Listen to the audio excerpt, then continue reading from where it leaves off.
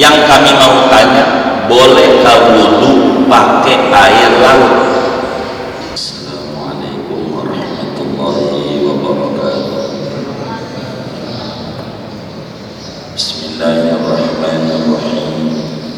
Alhamdulillahi rabbil alamin. Wassalatu wassalamu ala sayyidina Muhammadin wa ala alihi wa sahbihi ajma'in. Amma ba'du, faqad qala al-imam al-muallif rahimahullahu ta'ala wa nafa'ana bihi wa bi barakati ulumihi wa ghafara lahu wa li masyaikhihi wa li masyaikhina amin. An Abi Hurairah radhiyallahu anhu qala, diriwayatkan dari Abu Hurairah radhiyallahu ta'ala anhu qala, ia berkata, qala Rasulullah sallallahu alaihi wasallam fil bahri, telah bersabda oleh Rasulullah sallallahu alaihi wasallam tentang hukum air laut. Huwa at-tahur ma'uhu al-hillu maitatuh, dia laut itu suci mensucikan airnya, al-hillu maitatuhu lagi halal bangkainya. Akhrajahul arba'atu, hadis riwayat oleh Imam 4, Abu Dawud, Tirmidzi, Nasa'i dan Ibnu Majah, wa Ibnu Abi Syaibah, dan meriwayatkan hadis ini Imam Ibnu Abi Syaibah, wal lafdhu lahu, adapun redaksi bagi Ibnu Abi Syaibah, wa sahhahahu Ibnu Huzaimah wa Tirmidzi, dan menghukumi sahih hadis ini pada Imam Ibnu Huzaimah dan Imam Tirmidzi.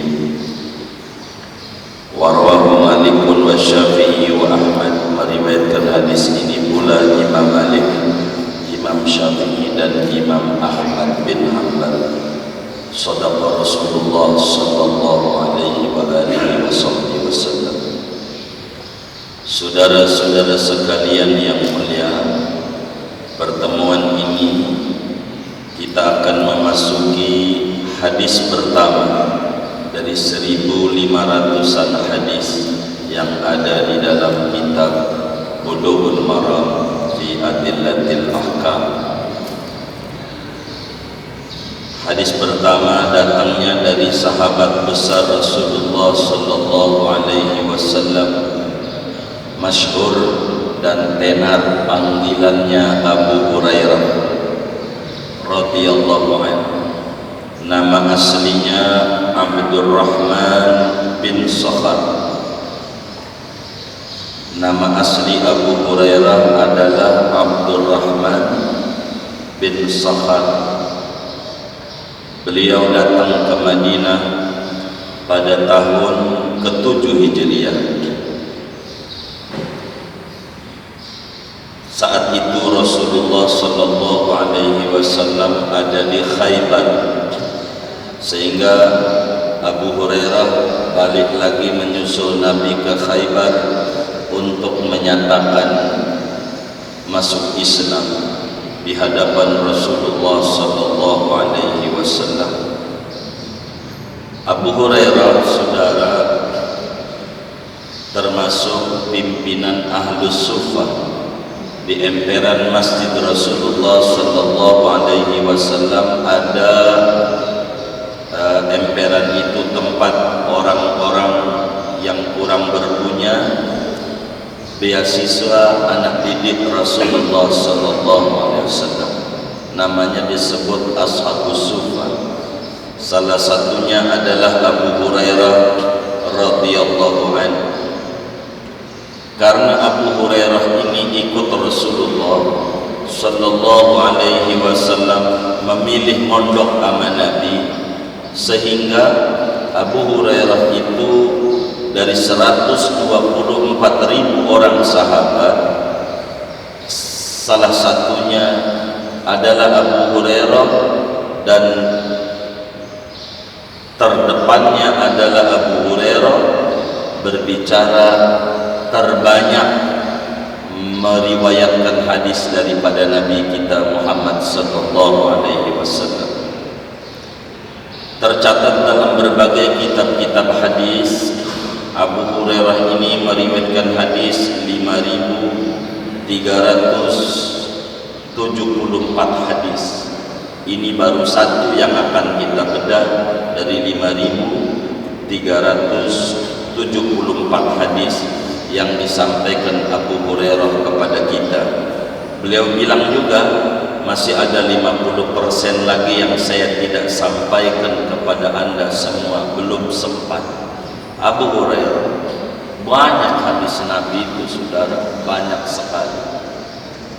Abu Hurairah radhiyallahu ta'ala ini punya banyak kenangan. Sedikit saya menyinggung ini sahabat untuk mengomentari. Di dalam kitab Dalailun Nubuwah, Al-Imamul Baihaqi meriwayatkan cerita daripada Abu Hurairah radhiyallahu ta'ala. Ditanya Abu Hurairah, anda pernah enggak ngalamin musibah besar menurut anda selama anda hidup ini? Kata beliau, usibtu bisalasi musibat. Aku itu selama hidup musibah terbesar adalah 3. Kata Abu Hurairah, ada 3 musibah terbesar buat saya.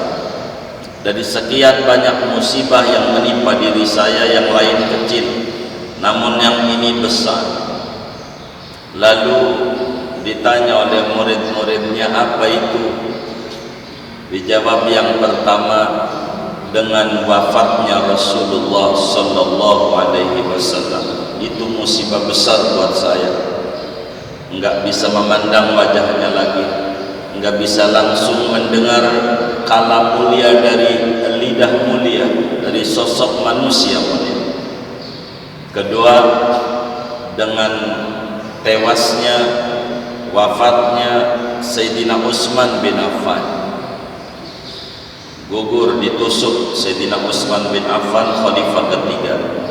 Yang ketiga, kata dia, kata Abu Hurairah, musibah saya itu adalah rantang kecil, dandang kecil. Jadi rantang, kantong kecil. Ditertawakan oleh para teman-teman, timbang kantong kecil doang kamu bilang musibah besar? Begitu kata murid-muridnya. Kata Abu Hurairah, bukan itu masalahnya. Jadi ada peristiwa menarik yang saya alami dengan Rasulullah sallallahu alaihi wasallam. Begitu kata Abu Hurairah. Satu hari saya bersama sahabat dengan Rasulullah bepergian jauh. Kemudian kehabisan bekal saat itu, enggak ada bekal, udah kehabisan makanan buat makan. Lalu Nabi nanya, siapa yang diantara kalian yang masih punya makanan? Ngacung.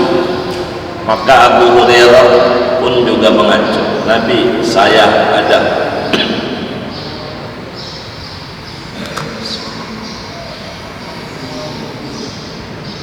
Ada kurma 20 butir, masih ada nih di kantong. Kata Nabi, jik, datangkan dia, bawa kemari. Maka itu kantong yang isi 20 butir kurma dibawa oleh Abu Hurairah di hadapan Habibuna Muhammad sallallahu alaihi wasallam. Lalu saudara, sama Nabi ini didoa-doain per butirnya. 1 butir doain, dikeluarin semua, masukin dalam kantong. Ini kantong masuk. Butir lagi didoain sama Rasulullah, masukin kantong. 1 butir, masukin kantong. Semua didoain dari 20 butir itu, masukin ke kantong. Dalam kantong itu kata Nabi, Abu Hurairah panggil semua kawan-kawan kita yang belum makan, ambil 10 orang, ambil 10 butir dari dalam ini, kamu jangan intip dalamnya, jangan intip dalamnya apa, jangan, ente ambil aja dari kantong, bagi, ambil lagi, bagi, ambil lagi, bagi. Itu nggak bisa habis. Sayang waktu itu kami dikit, kalau banyak aja kebagi semua itu. Begitu. Emang ada berapa? 15.000 orang doang. Itu dari 20 butir cukup untuk 15.000 orang. Satu orang 10 kali 15.000, udah banyak kan, ngitungnya bingung. Maka kata Nabi sama Abu Hurairah, ini buat kamu, bawa pulang, jangan intip dalamnya. Pokoknya kamu lapar, ambil saja. Setiap lapar, ambil. Jangan lihat dalam. Maka kata Abu Hurairah, saya itu makan dari situ. Sampai kemudian di masa Sayyidina Utsman bin Affan, di akhir-akhir masa beliau, rumah saya ada yang rampok, ada yang ambil. Jadi termasuk itu kantong yang ada kurma didoain Nabi itu hilang. Padahal saya lebih daripada 20 tahun gak pernah beli beras. Udah dari situ aja makannya, buat anak, buat bini, pokoknya gue udah ambil. Begitu. Ini bukan masalah kantongnya, kurma yang didoain Nabi yang gak habis-habis ini musibah besar. Kan yang tadinya gak perlu capek, makanan udah siap saji, kudu masak, kudu nyari duit. Ini diantara pengalaman Abu Hurairah bersama Rasulullah sallallahu alaihi wa alihi wasallam. Beliau jadi khalifah, akhirnya berhenti jadi khalifah, jadi gubernur bahasa kitanya. Beliau meninggal dunia dalam usia 78 tahun. Makamnya di Baqi', 200 meter dari Masjid Nabawi, di akhir masa dinasti Muawiyah. Wafatlah Abu Hurairah radhiyallahu ta'ala. Kembali hadis yang beliau riwayatkan kepada umat ini tercatat dalam berbagai kitab hadis, 5.374 hadis. Salah satunya kata beliau, dan ini menjadi hadis pertama di dalam Bulughul Maram, kata beliau, qala Rasulullah sallallahu alaihi wasallam fil bahri. Rasulullah bersabda tentang hukum air laut. Ini tentang hukum air laut, bukan kalam Nabi, tapi kalamnya Abu Hurairah. Abu Hurairah bilang Nabi berbicara tentang bahar. Bahar itu dalam definisi bahasa Arab artinya al-ma'ul katsir, air banyak, tidak mesti rasanya asin. Kayak air kali juga dalam bahasa Arab disebut bahar. Ini definisi di dalam bahasa Arab. Kalimat bahar itu tidak mesti artinya laut, tapi lebih universal, air banyak. Al-Quran bicara itu, marajal bahraini yaltaqiyan, bainahuma barzakhun la yaqin. Ada ma'a hadza bahrani, hadza adbun furatun wa hadza minhum mujad. Sebelumnya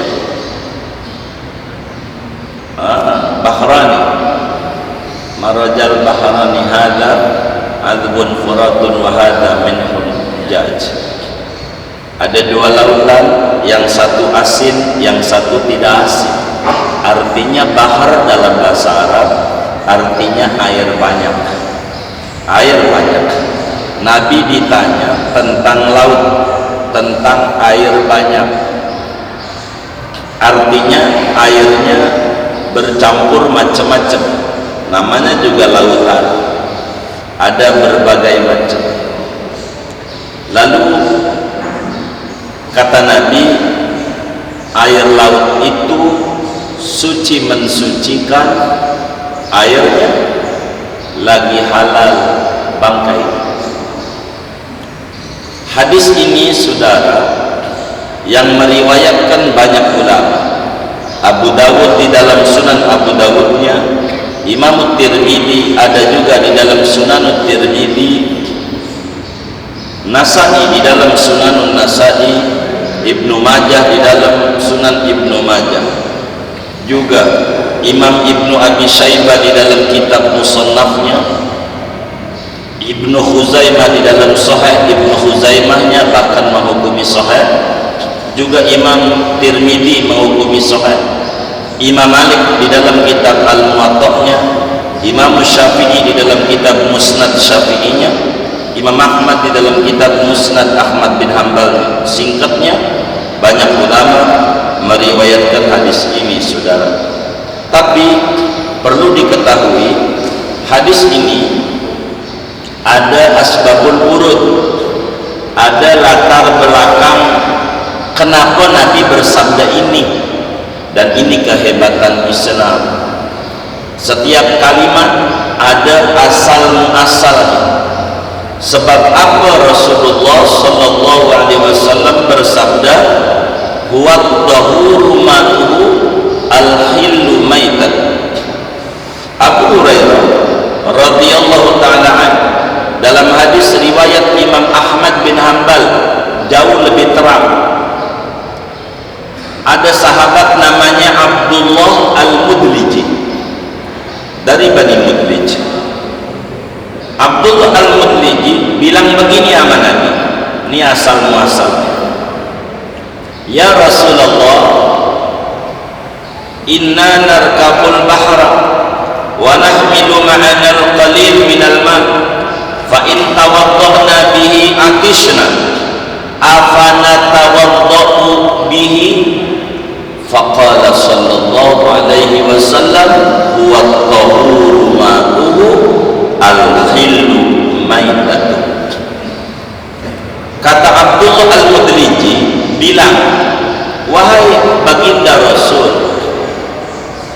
inna narkabul bahra, kami para sahabat pernah naik perahu di lautan.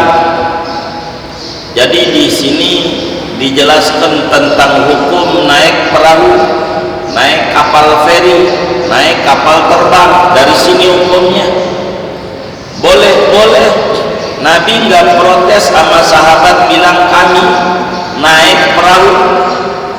Itu menunjukkan naik kapal laut hukumnya boleh saja. Naik kapal terbang dalam Islam hukumnya boleh saja. Lalu bagaimana dengan ada hadis naha Rasulullah sallallahu alaihi wasallam an rukubil bahri? Ada hadis yang lain Rasulullah melarang daripada naik kapal laut.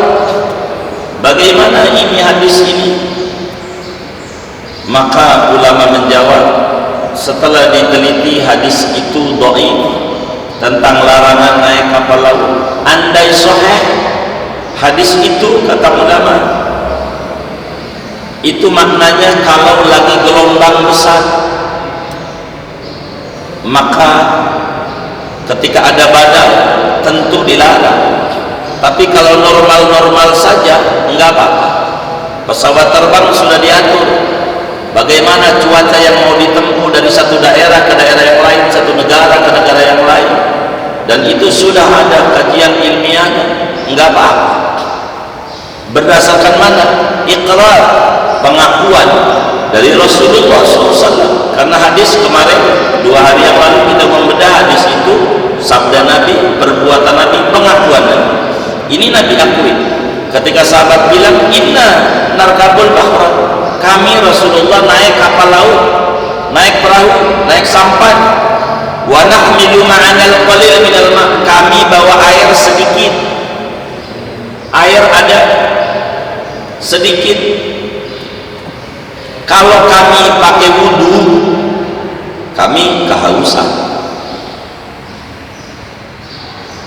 Yang kami mau tanya, bolehkah wudu pakai air laut? Ini hukum, sahabat. Apa natawaddu bih? Bolehkah aku berwudu menggunakan air laut?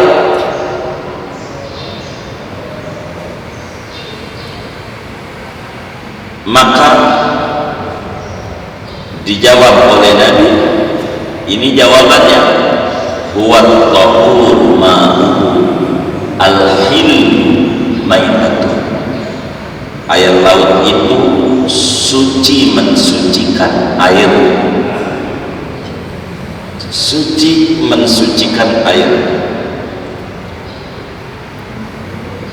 Ini namanya disebut uslub hakim, jawaban yang sangat luar biasa daripada Rasulullah sallallahu alaihi wasallam. Di dalam ilmu kesusastraan tidak pantas bagi seorang sastrawan kalimat yang mesti panjang lalu kemudian dipendekkan. Ini kan ditanya Nabi, ya Rasulullah, kami naik kapal laut, air kami sedikit, persediaannya tinggal dikit. Kalau kami pakai wudu, nanti kami nggak ada minum, kami mati kehausan. Pertanyaannya, bolehkah kami berwudu pakai air laut? Jawaban singkatnya, na'am. Udah jadi. Jawaban singkatnya, na'am, boleh, ya, itu udah jadi. Tapi Nabi tidak menjawab ya, yes, enggak. Jawaban Nabi, huwa tahuru ma'u al-hillu maitatu. Kalau jawaban Nabi ya, maka air laut doang yang boleh, dan ketika air sedikit. Kalau dijawab ya, tapi bukan itu yang mau dijelaskan oleh Nabi. Kedudukan tentang air laut, maukah dia air itu sedikit yang kita buat minum, maukah air itu banyak yang buat kita minum? Maka kata Nabi, pokoknya air laut adalah air suci mensucikan. Boleh dipakai wudu, boleh dipakai mandi besar, boleh dipakai menghilangkan najis. Ini jawaban yang luar biasa dari Nabi.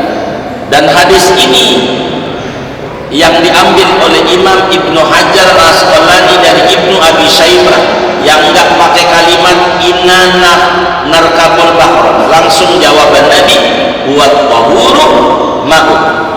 Air laut itu air yang suci mensucikan. Dari sini saudara, inilah hebatnya ulama-ulama Islam. Ketika sahabat bilang kami pergi naik kapal laut, airnya dikit, dipakai wudu, habis, nanti kami kehausan, boleh nggak kami wudu pakai air laut? Ulama membaca kalamnya Rasulullah, kejadian Rasulullah bersama sahabat, memunculkan hukum, ditulis di dalam berbagai kitab ulama. Di Al-Majmu' Imam Nawawi, di Kashifatus saja Syekh Nawawi Al-Bantani tulis, Kifayatul Akhyar, dan banyak. Apa kata ulama? Lau kana ma'ahu ma'un, lau kana ma'ahu ma'un walakin ikhtaja ila syurbi min dalikal ma'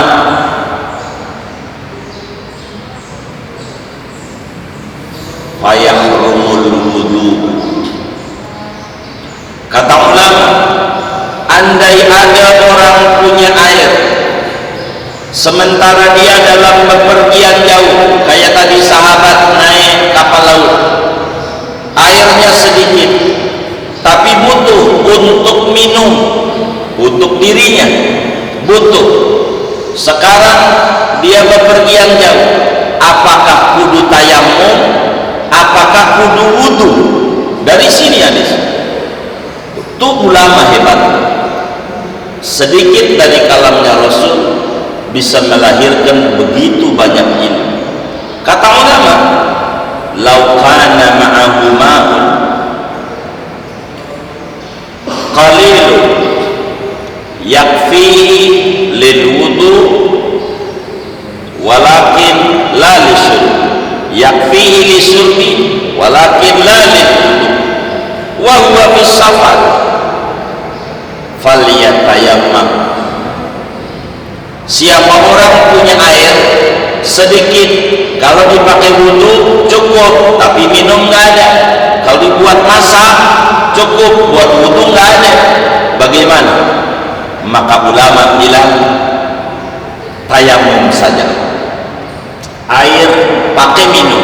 Sebab Nabi bilang ketika sahabat bilang kami punya air sedikit, kalau pakai kami wudu minum nggak ada, kalau pakai kami minum meminum ini bagaimana? Kalau buat minum kami kehausan, kalau pakai wudu kami buat minum nggak ada. Boleh nggak pakai air laut? Nabi bilang boleh. Air laut suci mensucikan. Dari situ ulama mengatakan siapa orang ada air sedikit sedang bepergian jauh, kalau dipakai wudu minumnya nggak ada, kalau dipakai minum nanti wudunya bagaimana? Kata ulama haram berwudu. Anda tayamum saja, sebab haus tidak ada gantinya, tapi wudu ada gantinya, yaitu tayamum. Pakai tayamum saja. Dari hadis kedua, kalimat ini huwa tahur ma'uhu, air laut itu suci mensucikan. Apa yang dimaksud laut? Kata ulama, manaba'a minal ardi, apa aja yang nyumber dari bumi, enggak mesti laut. Pokoknya yang ada di bumi, air itu suci mensucikan. Bukan laut doang, air sungai suci mensucikan, apalagi air sumur suci mensucikan, mata air suci mensucikan.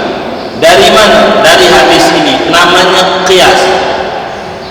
Kata Nabi, huwa tahur ma, itu air banyak tuh, air yang suci mensucikan airnya. Maka dari ini, hadis ini muncul 4 macam air yang boleh dipakai bersuci, pakai wudu, pakai mandi, pakai ngilangin najis. Teks hadis air laut,